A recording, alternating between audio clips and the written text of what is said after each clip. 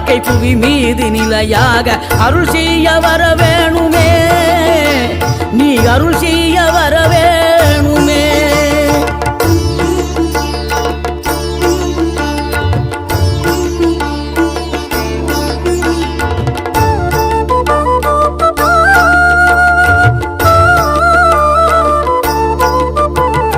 இகழ்தலையும் புகழ்தலையும் ஒரு முகமாய் கருதும்படி செவி உரைத்த முத்து குமரன், நீ வறுமையையும் வளமையையும் சமநிலையாய் உணரும்படி மதி கொடுத்த செல்வ குமரன்.